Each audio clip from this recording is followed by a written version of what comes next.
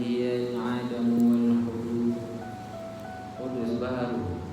Bila sebut baharu, tuju benda apa? Tuju benda apa? Tuju kepada makhluk. Makhluk tu baharu.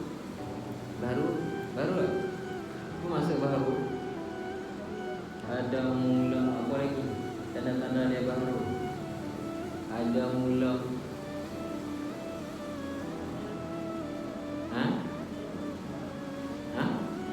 dicipta. Tanda-tanda baharu boleh dibelah bahagi. Ada akhir, ada arah. Tuhan ada arah ada.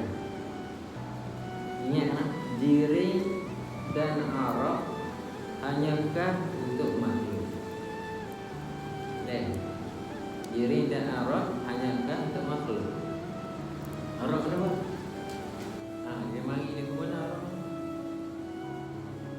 Nak ada dia mesti dia tumpang pada jiring. Tu arah. Nak ada dia mesti tumpang pada jiring.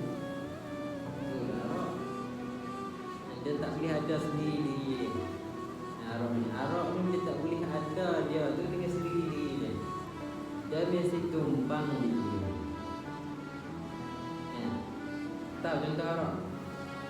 Tak cari. Dapat arah mudah nak pergi faham dia fikir ni arah dapat. Arah ni kan benda yang baru mari.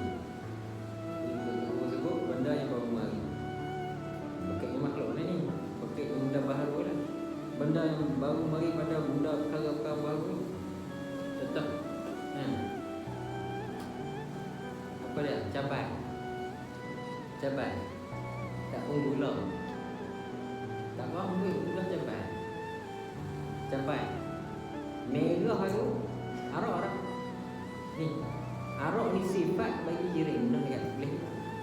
Arak ni sifat bagi jiring. Ada dia tumpang pada jiring. Nak ada dia mesti ditumpang pada jiring.